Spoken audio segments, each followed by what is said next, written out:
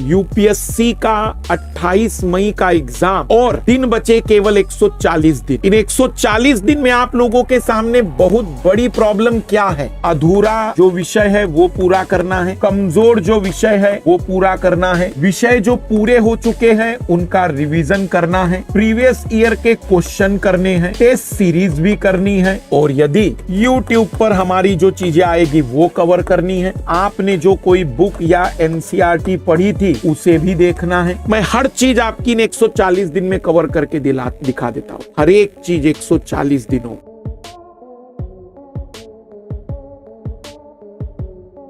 बस अब मेरी बातों को आप ध्यान से सुनते चलना कि इन 140 दिनों में मैं क्या बोलना चाहता हूँ, मैं क्या कहना चाह रहा हूँ। सबसे पहले तो ये वो दौर है यहाँ पर अब आपका ड्यूअल नेचर, दोहरी भूमिकाएं आएगी। आप अपने जो भी घंटे पढ़ते होंगे, जैसे 6 घंटे पढ़ रहे तो बहुत बढ़िया, 8 घंटे पढ़ रहे तो अद्भुत, 12 घंटे पढ़ रहे हैं तो आपसे बेहतर कोई विद्यार्थी नहीं है। आप बिल्कुल सबसे बेहतरीन विद्यार्थियों की लिस्ट में हैं। ऐसे कंटिन्यू बने रहिए, आपसे ज्यादा पढ़ने की ताकत किसी में नहीं। 12 घंटे भी अगर पढ़ रहे तो मैं सबसे पहले आपके ड्यूअल नेचर पर आ रहा हूं। ड्यूअल नेचर मतलब आपकी दोहरी भूमिका है। 60% आप अपना टाइम डिवाइड करेंगे दो जगह पर। 60% एक तो जो सब्जेक्ट अधूरे हैं, पहले अधूरे के लिए इसे 40% टाइम दीजिए जो अधूरे है, और जो 20% टाइम है वो अपने कमजोर वीक सब्जेक्ट को दीजिए। जैसे आप कहेंगे कि सर मेरा साइंस एंड टेक्नोलॉजी बाकी है, ठीक है, साइंस एंड टेक्नोलॉजी को कर लो। मॉडर्न हिस्ट्री बाकी है, या फिर आप कहेंगे कि सर मैंने अभी इंडियन ज्योग्राफी नहीं किया, जो भी आपका बचा हुआ है, जो भी हो सकता है। आप कहेंगे मॉडर्न हिस्ट्री में बस सर मेरे 2 टॉपिक बचे हुए, 2 टॉपिक कर लो। इंडियन ज्योग्राफी में 1 टॉपिक बचा है, वो 1 टॉपिक कर लो। जो भी तुम्हारा बचा हुआ है, जो भी तुम्हारा वीक सब्जेक्ट है, जो भी अधूरापन है, कोई घबराना नहीं, इसको चलने दो। फरवरी पूरा 28 फरवरी तक का टाइम दे रहा हूं मैं, 31 मार्च तक का टाइम दे रहा हूं, कोई घबराओ नहीं। 60% टाइम आप मेरे हिसाब से फरवरी 28 तक पकड़ो कि आपका इसमें जाएगा, और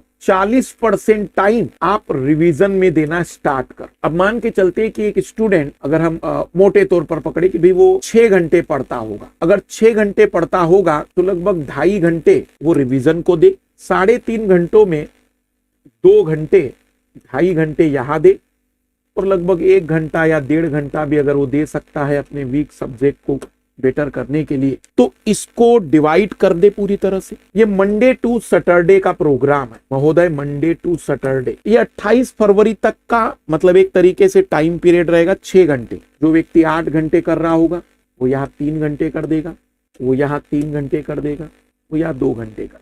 जो व्यक्ति 10 घंटे कर रहा होगा वो यहाँ 4 घंटे कर लेगा, वो यहाँ 4 घंटे कर लेगा, वो यहाँ 2 घंटे कर। अब कमजोर में हो सकता है आपका सीसेट वीक हो तो आप सीसेट को दे देना ये टाइम।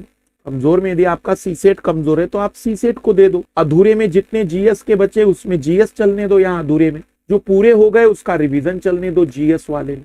तो पहले मैं कुछ इंपॉर्टेंट बातें और दोहरा देता हूं ताकि चीजें क्लियर हो जाए। इस समय कोई व्यक्ति वर्ल्ड हिस्ट्री ना पढ़े, इंडियन सोसाइटी ना पढ़े, डिजास्टर मैनेजमेंट ना पढ़े, आईआर ना पढ़े, मैं कहूंगा कि इंटरनल सिक्योरिटी ना पढ़े, एथिक्स को छोड़ दे, एसे को ना पढ़े। ऑप्शनल अभी चलने दो, ऑप्शनल महीने 1.5 महीने अभी और चलने दो, बढ़िया है। ऑप्शनल अगर अभी आपका 1 महीने भी चल रहा है तो चलने दो, कोई दिक्कत नहीं। ऑप्शनल 28 फरवरी तक भी चलता है तो मेरे हिसाब से कोई दिक्कत नहीं, वो चलने दो। तो पहला नियम। दूसरा नियम 60 और 40 या 40-20-40, 40% का टाइम हमें देना है जीएस के अधूरेपन को, 20% अपने वीक सब्जेक्ट को, फिर वो सीसेट ही क्यों ना हो, और 40% अपने को टाइम देना है रिवीजन में। ये Monday to Saturday, Monday to Saturday, ठीक है। अब आते हैं संडे के दिन। संडे फिक्स रखो सुबह 8 से 10 में। कोई भी मार्केट से टेस्ट ले लो या टेस्ट सीरीज ज्वाइन कर लो। अब तो बहुत सिंपल 1500 या 2000 रुपए की टेस्ट सीरीज करा दी पीटी और मेंस से, मत मिस करो। 8 से 10 संडे एक टेस्ट दो टेस्ट सीरीज का, और संडे के दिन 4 से 6 और 7 से 9 प्रीवियस ईयर क्वेश्चन 100 यहां लगाओ, 100 क्वेश्चन यहां लगाओ। ये संडे का हो गया हमारा। रिवीजन भी शुरू हो गया, अधूरापन भी दूर हो जाएगा, आपका जो भी वीक सब्जेक्ट है वो खत्म हो जाएगा, फिर वो सीसेट ही क्यों ना हो, आपके प्रैक्टिस प्रीवियस ईयर का भी होता चला जाएगा। साथ ही साथ आपका तो संडे का दिन है, उस दिन टेस्ट सीरीज से लेकर बाकी चीजें भी कवर करते चलोगे। अब आता है जो करंट अफेयर का जो एक झंझट आपके दिमाग में। इस मंडे मैंने करंट अफेयर नहीं लिया था क्योंकि तबीयत खराब थी। मैं नेक्स्ट मंडे पूरा 15 दिन का ले लूंगा। मंडे के दिन बस आपको एक्स्ट्रा 2 घंटे तैयारी करनी है, जिसमें करंट अफेयर आप मंडे के दिन कवर कर रहेंगे। तो करंट अफेयर चलता जाएगा, बाकी मार्च और अप्रैल में हम रिवीजन पर आ जाएंगे। अब मार्च के महीने से आप क्या करेंगे? मार्च के महीने से 20 और 80 का रेशो बन जाएगा। 20 में अधूरा सब्जेक्ट मार्च से है, और ये रिवीजन की बात आए, ये मार्च और अप्रैल की बात कर रहा हूं मैं। ये भी मंडे टू सैटरडे रहेगा। अब रिवीजन में तुम करंट अफेयर का रिवीजन करोगे, रिवीजन में तुम जीएस का रिवीजन करोगे।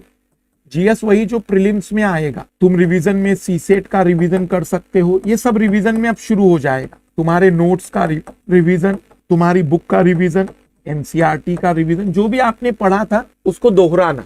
और मई की अगर हम बात करें तो मई में 100% केवल revision and previous year question. यहाँ संडे के दिन आप फिर से टेस्ट देंगे 8 से 10 में सुबह, बाकी 4 से 6 और 7 से 9 में आप प्रीवियस ईयर, मतलब 4 संडे में आपके 800 सवाल प्रीवियस ईयर के एक महीने में हो जाएंगे। तो फरवरी में 800 और 800 1600, मार्च में 2400। उसके बाद अप्रैल में आप इसको सैटरडे संडे शुरू कर दीजिए, तो अप्रैल में ही पूरे क्वेश्चन खत्म हो जाए। सैटरडे संडे अगर 2-2 भी लगा रहे आराम से 200-200, तो सैटरडे संडे पूरी तरह से क्लोज हो जाएगा। अब रिवीजन कितनी बार? इन 140 दिनों में पहला रिवीजन आपका 60 डेज का होगा, दूसरा रिवीजन आपका 30 डेज का होगा, तीसरा रिवीजन आपका 20 डेज का होगा, चौथा रिवीजन 10 डेज का होगा, 5 डेज।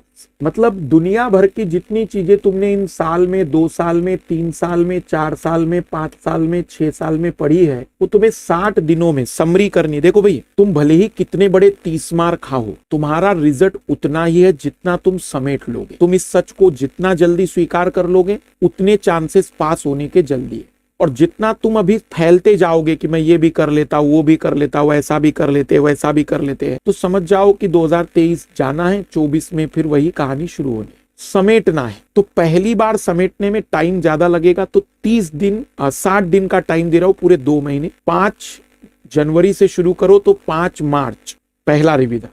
अब पहला रिवीजन मतलब जो अधूरा है उसको छोड़कर बाकी जितना हुआ उसको याद कर लो। जब तक 5 मार्च आएगा तब तक आपका बचा हुआ भी पूरा हो जाएगा, तो आपका अपने आप जब तक रिवीजन कंप्लीट होगा सिलेबस भी पूरा कवर हो चुका होगा। दूसरा रिवीजन 10 मार्च को स्टार्ट करो, 5 दिन की छुट्टी लो। 10 मार्च से 10 अप्रैल कंप्लीट, 2 दिन की छुट्टी लो। 12 अप्रैल से लेकर या 13 अप्रैल से लेकर, तो हम कहेंगे कि लगभग 3 मई तक तीसरा रिवीजन। फिर 2 दिन की छुट्टी लो, 6 मई से लेकर 16 मई तक चौथा रिवीजन। 2 दिन की छुट्टी लो, 18 से लेकर या 19 से लेकर 24 मई तक पांचवा। इतनी औकात होनी चाहिए। देखो वर्ड मेरे थोड़े बुरे लग सकते, चुभने वाले लग सकते, लेकिन कहने का अभिप्राय बस इतना ही है इंटेंसिवली कि जो व्यक्ति 5 दिन में पूरा रिवाइज करने की ताकत रखेगा वही 2 घंटे में 80 सवालों के आंसर निकालने की ताकत रखेगा। आपने 5 साल में, 10 साल में, 4 साल में, 3 साल में, 6 महीने में, 8 महीने में क्या पढ़ा है ये तुम बस बताने के लिए रखो, लेकिन उस 2 घंटे में वही उत्तर निकाल पाएगा जिसने समेट लिया था, जिसने रिवाइज कर लिया था, जिसने बटोर लिया था।